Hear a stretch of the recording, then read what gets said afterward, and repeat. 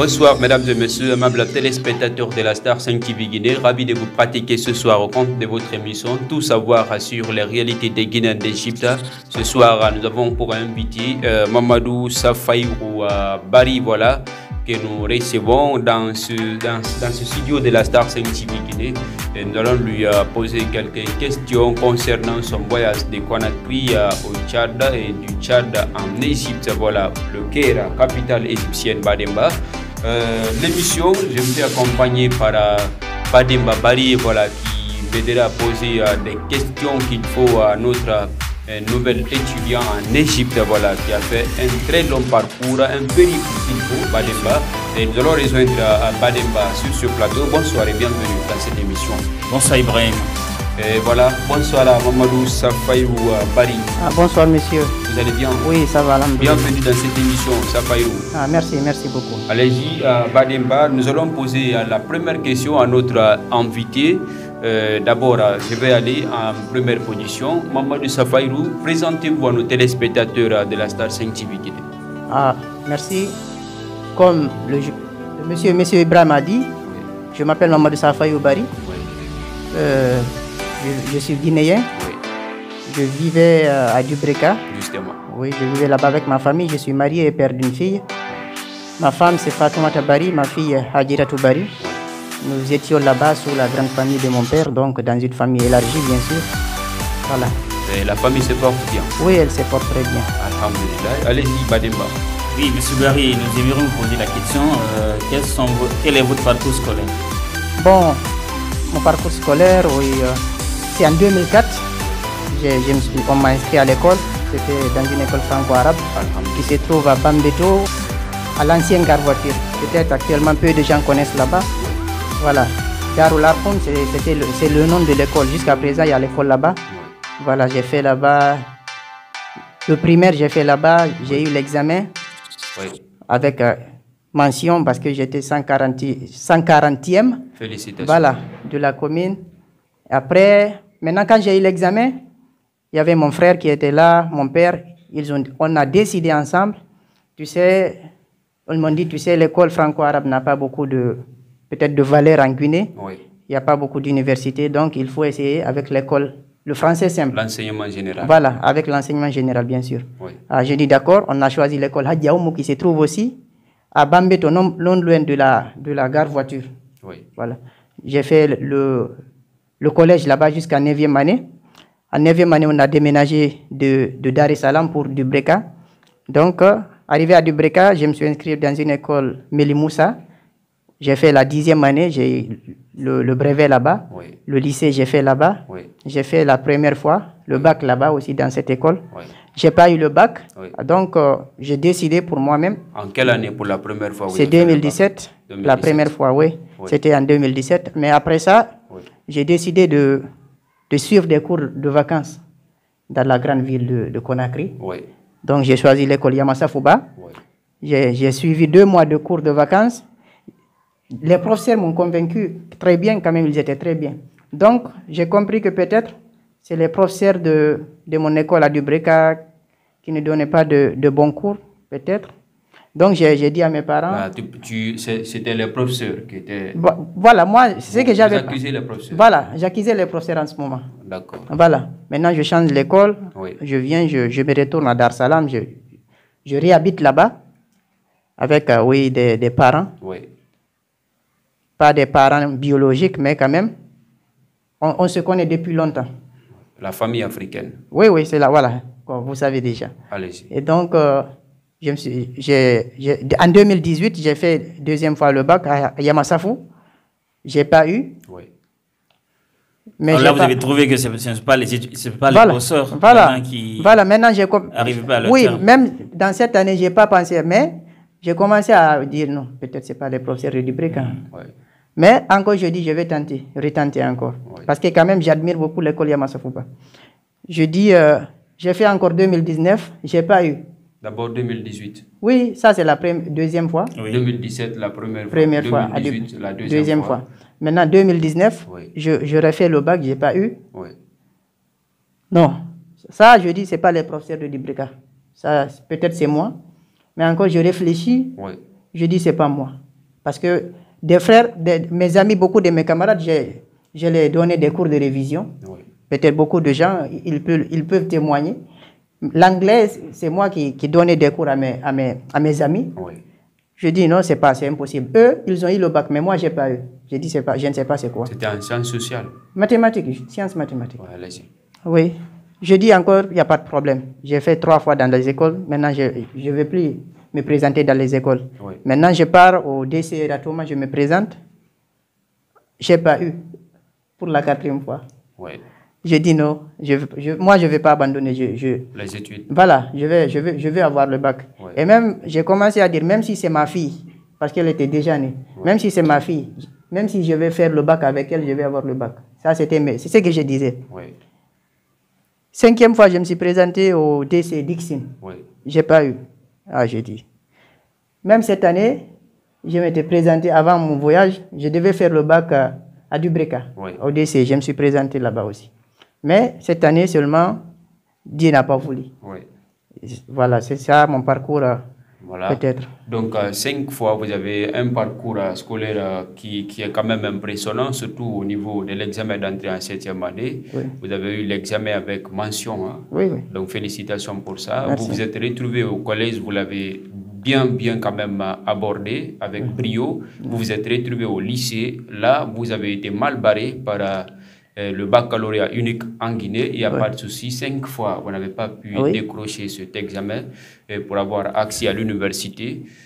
Comment l'idée de voyager est née dans votre tête? Voilà, l'idée du voyage m'est venue après que j'ai fait le bac 5 fois. Oui. J'ai dit non, peut-être il faut trouver une autre solution, un autre moyen. Parce qu'il ne faut pas gaspiller l'argent de ton père. Oui. Voilà, c'est pas bon.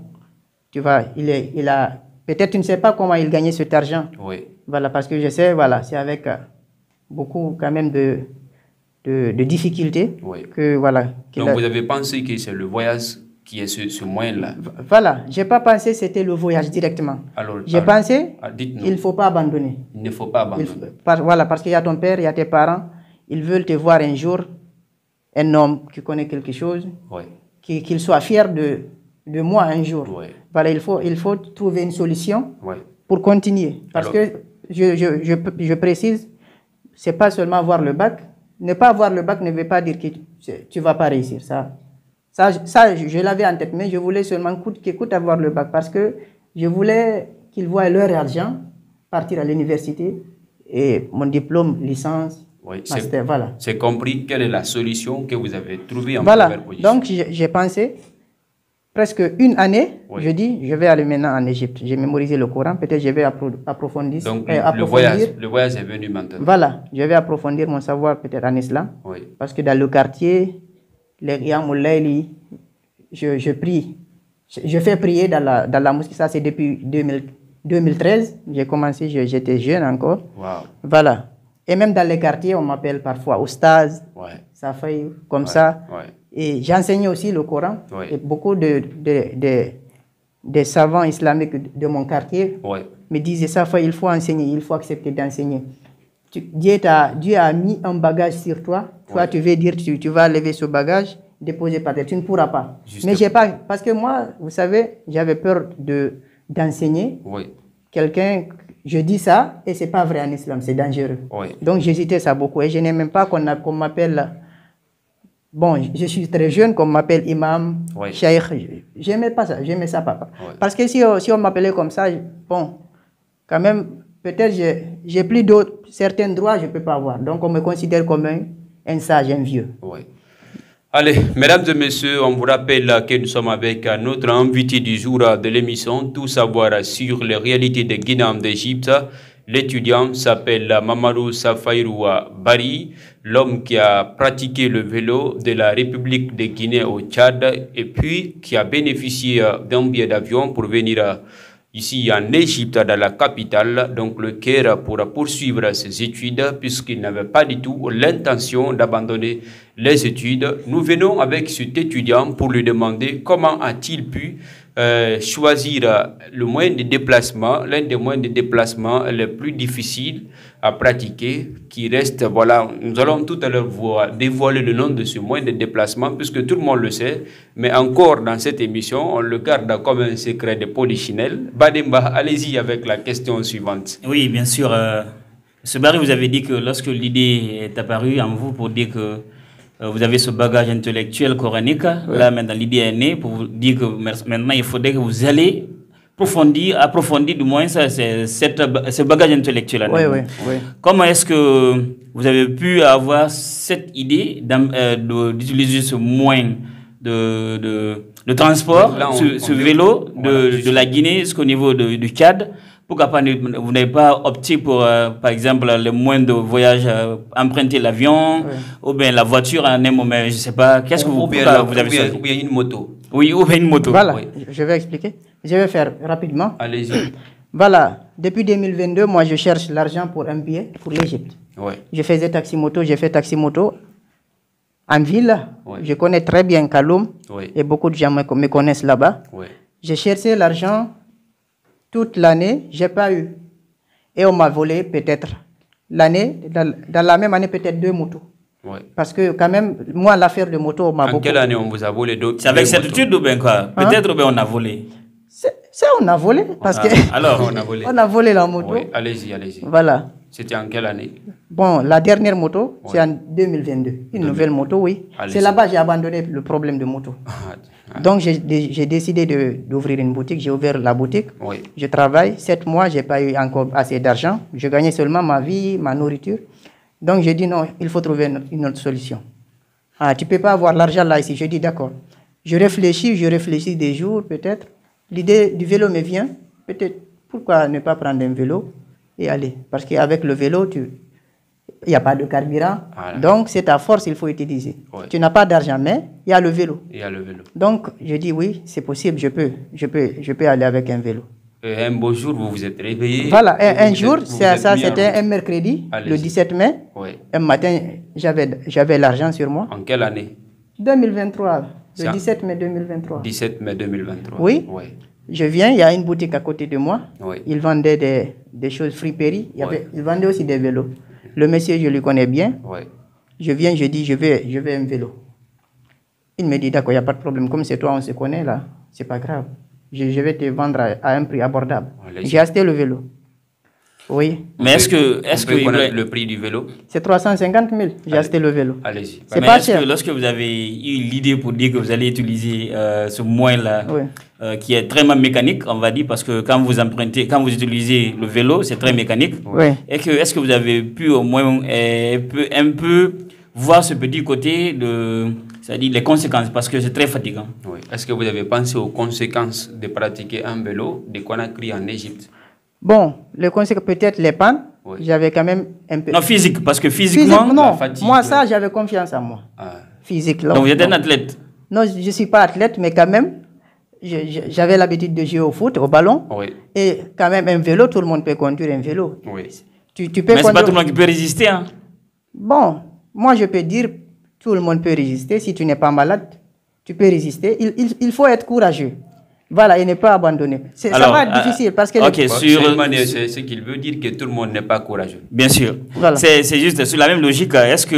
Quelles sont les difficultés que vous avez rencontrées lors de ce voyage? Voilà, lors de ce voyage, une difficulté que j'avais oubliée, ça m'a un peu causé des problèmes. Oui. Mais vous l'avez oublié maintenant là? Non, je n'ai pas oublié maintenant. De dire avant. C'était quand même juste lorsque je suis arrivé à la frontière Kouré-Malais. Oui. Précisément, c'est entre la Guinée et le Mali. Voilà, et le Mali, pour rentrer à la frontière là-bas. Parce que moi, je savais, à la frontière, voilà, il y avait des policiers. Oui. Donc, il faut présenter son passeport. Douanes. Voilà. Les douaniers. Oui. Bon, ce n'est pas les douaniers. Parce que, non, c'est pas les douaniers ne me demandent rien. Allez-y. Voilà, allez-y. Voilà. Maintenant, je viens au niveau de la police là-bas. Je présente mon passeport. On me dit, petit, donne 50 000 francs guinéens. Wow. Je dis, oui, ça c'est beaucoup, je dis. Pourquoi 50 000 francs? Je ne sais pas. C'est eux qui... Voilà, ils m'ont dit, petit 50 000. De le raqueter. Je dis, d'accord, j'ai sorti les 50 000. J'avais un peu... Quand même, les francs guinéens qui me restaient, il ne restait que 55 000. Ça, c'est les policiers du Mali ou Guinéens, je dis. Guinéens. Oui, Guinéens. Ça, je vais dire ça à tout le monde. Allez-y. Voilà. Il faut tout déballer. Voilà. J'ai payé 50 000. Oui. Et même un cachet de sortie, on n'a pas mis pour moi. Dans votre passeport? Oui, ils n'ont pas mis. Maintenant, c'est là-bas qu'ils devaient mettre ce cachet. Oui. Maintenant, moi, je ne sais pas. Hein, parce que l'affaire de cachet sur le pas, moi, je ne savais pas. Cachet de sortie, je ne sais pas. Oui. Donc, maintenant, je sors à la frontière du Mali. Pour rentrer au Mali, on ne m'a pas arrêté. Parce que je suis sur un vélo. On m'a considéré peut-être. Voilà, on dit c'est un jeune peut-être malien ou guinéen. À la frontière, là-bas, il y a des caméras. Parce qu'il n'y a pas une différence entre les Guinéens et les Maliens. Voilà, il y a beaucoup de mouvements aussi là-bas. Bien sûr, voilà. C'est fluvial. Voilà, j'ai passé, il n'y a pas de problème. Oui. Tout le Mali, il n'y a pas de problème. Maintenant, je passe le Mali, je suis rentré au Burkina aussi. J'ai même passé la nuit entre la frontière à la frontière du Mali et Burkina. Je ne savais pas c'est la frontière. C'était la nuit, je suis arrivé. J'ai passé la nuit comme ça à côté de là-bas. À la Belle Étoile. À la Belle Étoile. Non, ce jour, wallahi, c'était presque une heure, 2 heures. À la Belle Étoile, vous vous êtes couché, c'est-à-dire à terre. Oui, à terre comme ça, oui. Vous regardez le ciel, il n'y a pas de couverture. Non, c'est pas, non. C'est quand même, vous savez, on fait des tôles. Ok. Comme ça, dans un petit... les cabarets, voilà. Voilà, il y avait des bancs. Je me suis couché sur le banc, j'ai mis mon pied sur le vélo. Voilà, pour garder le vélo. Oui. Maintenant, le matin, je me réveille, je reprends le vélo seulement, je pars. Je suis à la frontière. Je passe la frontière, je n'ai même pas compris, je suis rentré au Burkina. Maintenant, après peut-être 5 km, je vois une plaque, c'est écrit zone touristique de l'Ouest. Je vois le drapeau de Burkina. Je dis quoi? Je suis au Burkina aussi. Je continue. Après, deux militaires qui surveillent aussi un barrage comme ça. Oui. Je ne sais pas, c'est des militaires, eux, des militaires burkinabés. Oui. Ils me demandent, petit, d'où viens-tu? J'ai dit en Guinée.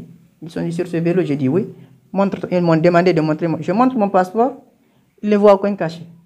Ils disent comment tu es passé la frontière? Il n'y a pas le cachet de la Guinée, il n'y a pas le cachet du Mali. Et j'ai dit, quel cachet? Je ne sais pas pour le cachet. C'est eux qui m'ont dit qu'on devait mettre un cachet de sortie pour moi. C'est une évidence. Voilà. Maintenant, moi, automatiquement, j'ai compris, oui, j'avais payé 50 000. On a pris mon passeport. Après, on m'a remis le passeport. Donc, j'ai dit, c'est là-bas, on doit faire le cachet. On n'a pas mis le cachet. Ouais. J'ai dit non. Après, maintenant, explication, ils m'ont demandé, j'ai dit, je pars en Égypte. Ils disent quoi? Égypte? Oh, non, ils ont dit qu'ils ne peuvent pas croire. Mais comme c'est la CEDEAO, oui. Ils n'ont vu aucun problème sur moi. Et ils n'ont pas quand même retiré de l'argent? Non, rien. Comme les soldats guinéens ou les policiers guinéens. Non, rien. Et la question même reste à savoir, est-ce qu'il faut payer de l'argent avant pour sortir du pays? Bien sûr. Est-ce qu'il faut payer de l'argent pour sortir du pays? Pendant que vous avez un passeport guinéen, un passeport de la CEDEAO. Allez-y. Moi, je ne sais pas s'il fallait payer. Oui, ce n'est pas à vous qu'on pose cette question. Ça sera répondu dans d'autres émissions. On fera des investigations sur ça. Mesdames et messieurs, on vous rappelle toujours encore que nous sommes avec notre invité du jour, Mamadou Safaïloua Baria, qui est ici sur notre plateau de l'émission Tout savoir sur la réalité des Guinéens d'Égypte. Il nous fait quand même des véritables déballages concernant son voyage. Nous sommes actuellement au niveau des difficultés à rencontrer en cours de route. Allez-y. Oui, Ibrahim, bien avant qu'on lui pose la question de savoir comment il a été accueilli au niveau de l'aéroport international de Caire, je vais dire, lorsque vous êtes arrivé au niveau du Tchad, là, comment est-ce que cette petite histoire est née sur les réseaux sociaux, quand vous essayez de vous donner le billet d'avion jusque-là? Parce que déjà, vous avez opté la voie terrestre. Et pourtant, maintenant, au niveau du Tchad, vous avez eu la chance d'avoir un billet d'avion. Oui. Arrivé au Tchad, mon premier jour au Tchad, j'ai commencé d'abord à chercher l'ambassade de la Guinée. Au Tchad? Au Tchad. Oui. J'ai pris le vélo, j'ai sillonné toute la capitale presque. Vous n'avez pas trouvé? Il n'y a pas l'ambassade. On ne trouve pas. Voilà, il n'y a pas. S'il n'y a pas, tu ne peux pas trouver. Bien sûr. Vous n'en avez pas trouvé? Je n'ai pas trouvé. Vous avez demandé aussi? J'ai demandé, personne ne sait. J'ai dit d'accord, ce n'est pas grave. Maintenant, je cherche le plus petit, je cherche le consulat. Je cherche, je ne trouve pas. Je me présente à la mosquée centrale de N'Djamena. Oui. Des messieurs me prennent là-bas, dans le centre islamique. Oui. Nous sortons ensemble pour chercher l'ambassade aussi. Oui. On cherche, on ne trouve pas. Maintenant, après, ils m'ont dit, petit, il n'y a pas une solution pour toi. On n'a pas trouvé. J'ai dit donc je vais me retourner là où j'étais. Donc à la sortie, je viens au niveau de la porte. Oui. Je rencontre un monsieur qui s'appelle Youssouf. Il me dit... De quelle nationalité? Un Tchadien, bien sûr. Youssouf. Voilà, Youssouf, Oui. c'est un Tchadien. Oui. Maintenant, il me dit, moi, après, il me dit que lui, il connaît une femme guinéenne. Je dis, quoi, tu connais une femme guinéenne? On n'a même pas d'ambassade, comment on peut trouver des Guinéens? Il dit, non, je connais, c'est une Guinéenne. Je dis, ok.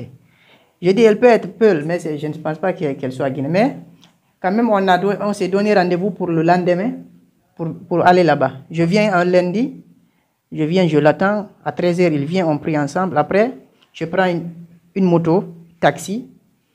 Le monsieur en personne n'est pas venu avec moi. Je suis parti seul avec le taxi motard. Oui. Mais le monsieur avait expliqué au motard où nous devrions aller.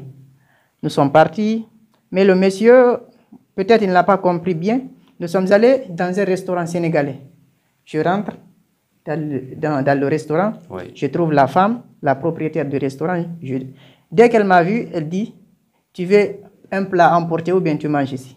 Ah, je dis, ah madame, moi c'est pas manger, je suis venu ici. Je cherche une femme peut-être guinéenne, un Guinéen. Je n'ai pas dit une femme, je cherche un Guinéen. Oui. Mais elle me dit non, directement. Elle me dit non, c'est pas ici. Il y a un restaurant là-bas derrière. C'est là-bas. Voilà, c'est là-bas. Je suis sorti. Maintenant, je marche comme ça. Je dis, je vais marcher. Comme ça, je vais voir facilement. Je marche comme ça. En marchant, j'arrive au niveau du restaurant. Je vois, c'est écrit restaurant Fouta Diallo. Bien sûr, là, vous retrouvez vos ouais, ça, je retrouve la Guinée. Hein. Oh, oui. Quand même, j'étais très heureux. Ouais. Je dis. C'était comme l'ambassade de la République. Voilà, c'est l'ambassade, moi, je peux dire. Hein. Ah, maintenant, oui. je rentre. Oui. Je trouve la femme, je la parle. Dès que je la parle, je la salue. Elle me dit, mais toi, tu n'es pas tchadien, tu es un Guinéen. Je dis oui, parfaitement, je suis Guinéen. Et je suis là, j'ai besoin, je vais vous parler. Elle me dit, d'accord. J'ai un peu expliqué, elle me dit, non, il n'y a pas de problème. Elle a demandé au servant, au serveur, de me donner du manger. Oui. On m'a donné du manger, très bien. Oui, sur ce côté-là, lorsque vous avez retrouvé ici ce restaurant de Fouta Diallo, est-ce que c'est à ce niveau-là que vous avez retrouvé la personne qui vous a juste fait cette petite vidéo et il a postulé sur les réseaux sociaux? Voilà, là-bas, maintenant, il y avait un jeune Sierra-Léonais avec qui j'ai discuté, je lui ai expliqué mon histoire. Maintenant, en anglais? Oui, en anglais, on parlait là, je parle anglais. Oui. Maintenant, quand il a connu mon histoire, il partait à la mosquée. Maintenant, il disait aux gens, je connais quelqu'un. Donc, il spéculait, votre voilà, arrivée. Ouais. Oui. Maintenant, lui, il voulait croire, voilà. Il voulait dire aux gens qu'il connaît quelqu'un qui a voyagé du vélo de la Guinée, oui. à vélo de la Guinée. Bah, c'est miraculeux, hein? Voilà. Maintenant, il a dit ça, il a continué à dire ça. Il y a un jour dans la mosquée, il y avait un journaliste. Le journaliste, dès qu'il a entendu ça, il dit c'est important. Il a profité. Voilà, on doit interviewer ce jeune. Maintenant, je viens voir le journaliste, il m'appelle. Il me dit, petit, c'est toi qui as fait un voyage avec un vélo? Je dis oui. Mais il n'a pas dit autre chose, il dit, je vais t'interviewer, c'est important. Oui. Je dis, oui, j'aurais voulu, mais moi, je ne vais pas, voilà, qu'on me publie parce que j'ai fait ça pour Dieu. Oui. Donc, je ne veux pas. Et pour des raisons personnelles aussi. Voilà, mais il me dit, non, tu sais. Il a insisté. Il a insisté, il a expliqué, il dit, peut-être, tu sais, actuellement, tous nos frères, ils partent pour le Maroc, l'Europe, ils ont oublié les études. Pour aller traverser la Méditerranée. Et certains disent que si leurs frères, leurs parents ne les aident pas, ils ne vont rien faire. Et toi, tu as pris un vélo de la Guinée jusqu'ici. Tu veux aller en Égypte. C'est important. Ça va aider les gens. Oui. Je réfléchis, je dis, d'accord. Il m'a donné rendez-vous. Je dis, non, moi, je ne peux pas aller. Donc, viens au restaurant, tu vas me trouver là-bas. Voilà. Maintenant, il vient au restaurant, il pose ses questions, je réponds. Il fait une petite vidéo, moins d'1 minute peut-être. Oui. Parce que moi, en ce moment, je n'avais même pas de téléphone. J'utilisais le téléphone du monsieur Sierra-Léonais. Oui. Voilà. Il fait la vidéo. Maintenant, après 3 jours, il a partagé, il a fait la publication. Oui. Après, c'est devenu viral. Voilà, c'est devenu viral. Mais avant ça, moi, dès qu'il a fini de m'interviewer, j'ai dit, alors monsieur, merci, moi je vais continuer mon chemin. Ouais. Voilà, parce que j'ai passé un peu de temps au Tchad. Maintenant, je vais continuer. Et après, maintenant, lorsque cela fut fait... Et... Vous vous prépariez pour... Oui, j'étais prêt. Voilà, j'ai dit la semaine... quitter le Tchad. Le Tchad à vélo pour le Soudan. Bien sûr. Quand même, je connaissais le Soudan. Pourtant, il y avait la guerre. Est-ce que vous avez mesuré cette conséquence? C'est-à-dire, c'est que vous arriverez au niveau du Soudan. Parce que déjà, le pays est en guerre. Je sais, il y a la guerre beaucoup. Au Darfour, à Khartoum. Oui. Je sais, il y a... Vous étiez préparé. Voilà, je connais. Mais, quand même, j'avais trouvé un chemin... Pour contourner? Sur le map, contourner, c'est évidemment. Je savais là-bas, peut-être, ça ne va pas être facile, mais je peux aller doucement. Bien sûr. Parce que j'avais prévu du Tchad en Égypte 40 jours. Ouais. Je sais, il fallait aller doucement. Ce n'est pas trop loin, mais quand même... Bien sûr. Voilà. Ce sont des pays frontaliers. Voilà. Oui. J'avais prévu 40, mais dès que j'ai dit ça au monsieur, il me dit non, petit non. Tu vas gâter mon travail. Si je publie ça, des gens voudront te parler. Tu vois, et peut-être... Pourquoi pas, peut-être tu vas avoir quelqu'un qui va t'aider. Ouais. J'ai dit, bon, je ne vais pas gâter votre travail. Je vais attendre. Maintenant, 3 jours après, des gens ont commencé à m'appeler. Donc, c'est comme ça l'idée de vous payer. Voilà, parce que c'est après les 3 jours, lui, c'est seulement au Tchad. Ouais. Les gens ont vu. Des Tchadiens ont commencé à m'appeler, m'encourager, me remercier. Ouais. Vous comprenez? Après, je ne sais pas, un monsieur, un Guinéen, a vu la vidéo. Il a transféré la vidéo à Big Soul. Qui vit en France. 224. Voilà, maintenant, dès que Big Soul l'a vu, Ouais. non, il a aimé, il a partagé, il a commenté, quand même. Ouais. Maintenant, après ça, il a ouvert une cagnotte, Ouais. quand même, et il a pris une vidéo de moi en Guinée lors du concours national de la mémorisation du Coran, 2023. Ouais. Il a publié ça, maintenant, les gens ont aidé, les gens ont mis l'argent. Tout le monde voulait aider quand même. Tout le monde était prêt pour aider. Ouais. Et un monsieur qui vit en Guinée, dont je ne connais pas, je ne lui connais pas, je ne lui ai pas parlé, même son nom, je ne connais pas. Okay. Donc, il a transféré l'argent à Big Soul. Big Soul a acheté le billet directement. Ouais. C'est à travers ce billet que je suis venu en Égypte. Ouais. Voilà, on rappelle toujours à nos téléspectateurs de la Star 5 TV Guinée que nous sommes avec notre invité, le nouvel étudiant en Guinée du nom de Mamadou Safairou Bari, l'homme qui a pratiqué le vélo de Conakry au Tchad. Voilà, donc ça c'est pratiquement l'un des pays du continent africain qui était voilà quelques distances de la capitale égyptienne. Mesdames et messieurs, on continue toujours à lui poser des questions dans le sens du déballage des réalités de son voyage. Voilà, Bademba, le billet d'avion est obtenu voilà, par le jeune étudiant. Bien sûr. Nous allons continuer avec lui concernant la suite de l'aventure. Bien sûr. Barry, après cela, vous avez effectué le déplacement en vol et que vous avez atterri sur le tarmac de l'Égypte. Oui. Et après cela, quel était l'accueil vis-à-vis de la communauté guinéenne en Égypte? Quand même. Et plus précisément aussi l'acte posé ici par le président des étudiants aussi. Oui, quand même. Depuis quand même, lorsque j'étais au Tchad, une semaine avant mon départ, le président, M. Abdourahmane, le président des étudiants, il m'a appelé, il m'a rassuré, petit. Non, c'est fini. Nous, on a tout mis en place. Oui. Maintenant, mon cœur était maintenant calme, aussi calme, à l'aise de ses paroles. Parce que maintenant, j'ai dit non, c'est bon. Ouais. J'ai même expliqué à la dame, non, la dame dit, non, tu es chanceux. Oui, je dis comme ça. Maintenant, j'étais rassuré. Voilà, je n'avais pas peur ni rien. Je viens maintenant, j'arrive aussi, je trouve ça. Parce que dedans, là où il y a un monsieur, donc on n'accepte pas les gens de rentrer, mais quand même, un monsieur, je ne sais pas, peut-être un diplomate guinéen. Kerfala, voilà, Kerfala. Lui, il peut rentrer. Il est rentré, il m'a cherché dedans. Lorsqu'il m'a appelé, bon, on ne se connaissait pas. Moi, je ne le connais pas. Mais lui, peut-être, lui, il avait reçu des abos de photos. Voilà, il regardait, lorsqu'il m'a vu, il a dit, Safairou Bari? J'ai dit oui. Mais j'étais étonné, parce que comment ça, quelqu'un me connaît maintenant? Vous ne l'avez jamais vu et voilà, vous ne l'avez jamais rencontré. J'étais étonné. Mais il était heureux. Il m'a quand même donné des câlins. J'ai dit oui.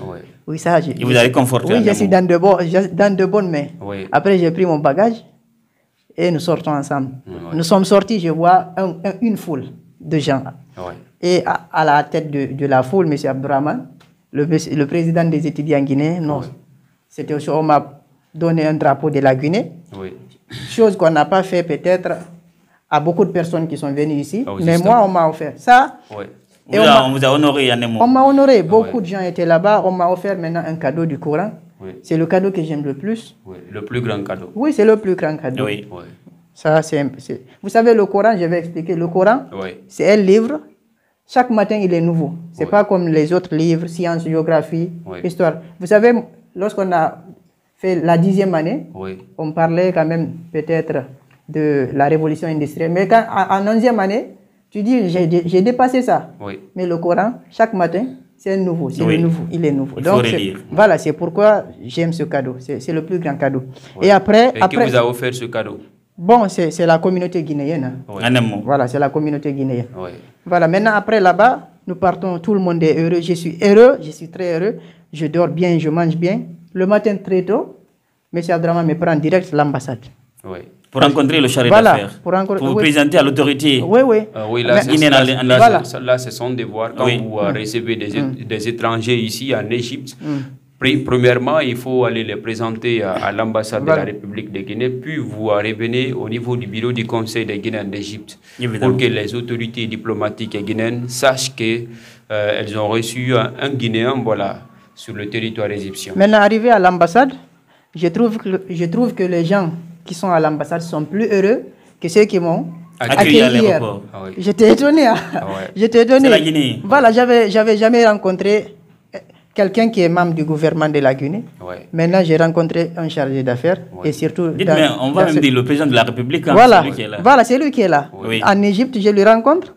Non, quand même, tout ça, moi, je n'ai pas pensé à toutes ces choses. Hein. Tout ce que j'ai eu, les gens m'ont appelé, même des Chinois m'ont aidé. La Réunion, des gens qui sont dans l'île de la Réunion, île de Comores m'ont appelé. Ça, moi, vous avez conforté beaucoup. Voilà, tout ça, ça m'a dépassé. Maintenant, tout ça, voilà. On va dire cela, vous avez immortalisé. Voilà, voilà. Maintenant, je viens, je rencontre le chargé d'affaires avec ses conseillers. Il me pose des questions, mais il me rassure là-bas aussi, petit, on va tout mettre. Alors, sur cela, on va essayer de juste appuyer là-dessus. Lors de votre rencontre entre vous et le chargé d'affaires et les membres ici de l'ambassade, parce que déjà, vous êtes venus pour un but. Le but là, c'est quoi? C'est de venir étudier au niveau de Hazard. Vous comprenez? Est-ce qu'on vous a facilité la tâche pour que vous puissiez avoir des documents pour aller s'inscrire au niveau de l'université? Oui, le même jour. Hein. Le même jour, on a fait une demande. Voilà, pour déposer à l'université et pour le recteur de l'université. Directement là-bas. Et ils ont dit de prendre ça. Mais si j'ai besoin d'autre chose, ils ont parlé à M. Abdraman.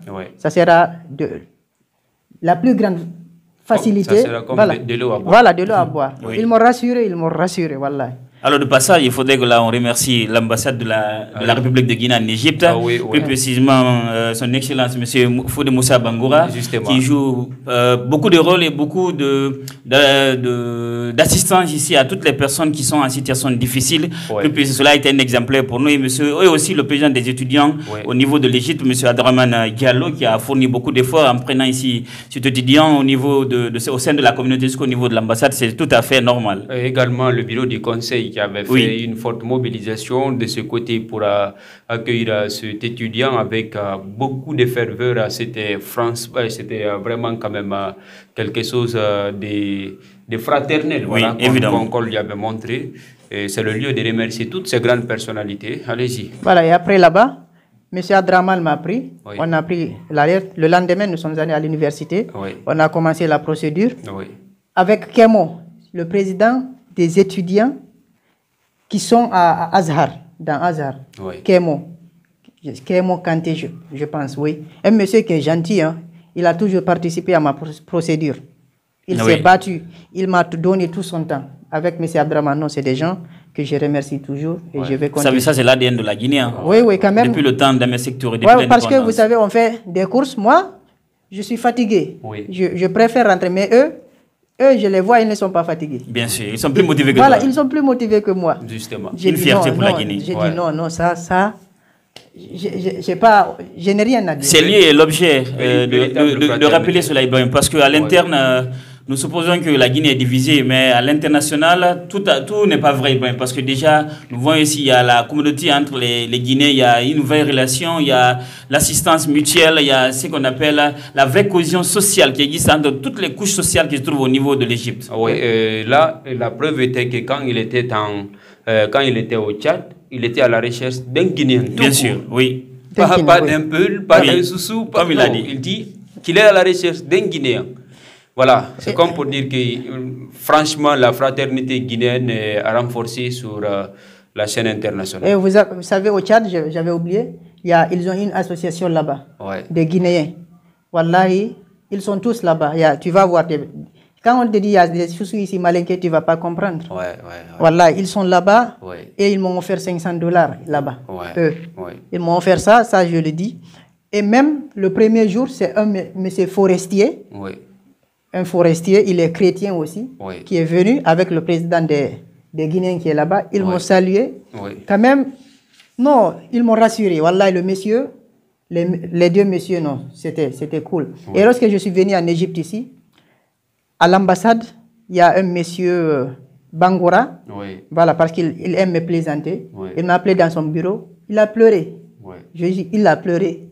C'est lui qui est c'est le protocole. Protocole pour avoir accès au chargé d'affaires. Le secrétaire. Il était heureux. Au niveau du secrétariat, non? Ah, d'accord. Il était heureux et il m'a offert quelque chose. Je ne vais pas dire quoi. Il était très heureux. Il a pris des photos avec moi.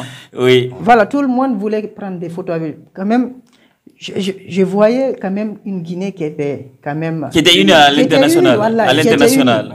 Voilà. Au Tchad, en Égypte ici, voilà, les Guinéens, c'est l'union. Voilà. Ça, je vous assure. Quand même, au Tchad aussi, je vais préciser parce que c'est important. Les Guinéens n'ont rien là-bas. On n'a pas de consulat ni là-bas. Donc, ça, c'est beaucoup, hein, M. Barry, ça, c'est beaucoup. Il y a ces pays là où la Guinée n'a pas son ambassade. Hein. Voilà, maintenant, moi, je demande... Comme au niveau de la Tunisie, on n'a pas notre ambassade au niveau de la Tunisie. Mais il y a le consulat là-bas. Bien sûr. Mais au Tchad, il n'y a pas de consulat. C'est ça, moi, je vous dis. C'est ce que je demande au gouvernement guinéen de tout faire pour que les Guinéens puissent avoir un consulat au Tchad. C'est important. Les Guinéens voilà, les Guinéens au Tchad. C'est important. Voilà, parce que les Guinéens, ils sont là-bas, ils travaillent, ils se battent. Ils sont justes, ils sont ensemble. Donc, il leur faut quand même un petit consulat. Justement. Voilà. Maintenant, nous sommes en Égypte. Vous avez été bien accueillis par la communauté guinéenne d'Égypte. En sa tête, l'ambassade de la République de Guinée. Le chargé d'affaires qui vous a été vraiment très franc et qui vous a facilité les choses pour votre insertion culturelle, votre inscription également du côté de l'université Azhar. Voilà, c'est une université internationale. Bien sûr.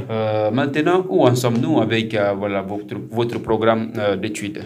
Maintenant, nous sommes quand même presque à 80%. Parce qu'on m'a accepté, on m'a offert une bourse, on m'a offert une chambre à la cité de l'université. Donc dans le campus. Voilà, dans le campus. Voilà. Et après aussi, on m'a dit, pour le manger, de ne même pas penser à quoi tu vas manger. Ne pas s'inquiéter. Voilà. Tout ça, je dis, c'est 80%. Tout ce qui me reste, c'est d'aller rentrer dans ma chambre. Au micro. Rentrer dans ma chambre, suivre mes cours à l'école. C'est tout ce qui me reste ici. Voilà. Maintenant, tout est prêt. Voilà, nous allons toujours continuer peut-être vers la fin, vers les derniers virages de cette émission de cet après-midi avec notre invité Mamadou Safairou Barry que nous avons accueilli ici dans ce studio à travers les efforts conjugués par le président de l'Union des étudiants guinéens d'Égypte avec également voilà, ses proches qui nous ont facilité la tâche puisque ce n'est pas facile d'avoir accès à cet étudiant. Il est vraiment protégé, il est en sécurité. Il faut passer par beaucoup de protocoles pour l'avoir. Maintenant, il est dans notre studio et il a été bien accueilli Bademba et lui-même il nous a décrit ses premières impressions de l'aéroport à l'ambassade, également avec la communauté guinéenne d'Égypte. Quels sont vos mots de remerciement à l'endroit de toutes ces personnes qui ont été à l'aéroport, celles qui vous ont également accueilli à l'ambassade? Bon, quand même, moi, je remercie tout le monde entier. Parce que je vous assure, tout le monde entier m'a appelé moi. Voilà, des Asiatiques, des Européens, Amérique, en Afrique, tout le monde m'a appelé. Ça, je vous assure. Donc, je remercie tout le monde de la Guinée, Mali, Burkina, Togo, Bénin, Niger, Tchad, jusqu'en Égypte. Je remercie tout le monde. Et surtout, je remercie, je vais citer quelques noms, bien sûr.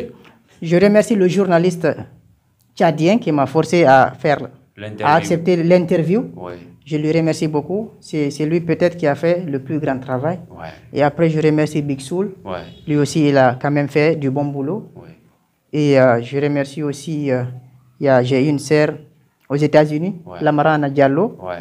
Et son mari Ousmane Bari, c'est des gens qui m'ont aidé. Ils m'ont beaucoup aidé, ils m'ont conseillé beaucoup. Et entre eux, moi, je n'avais pas de téléphone. C'est eux qui parlaient à Big Soul. Voilà, parce que moi, je ne pouvais pas parler à Big Soul, je n'avais pas de téléphone. C'est eux qui l'ont expliqué.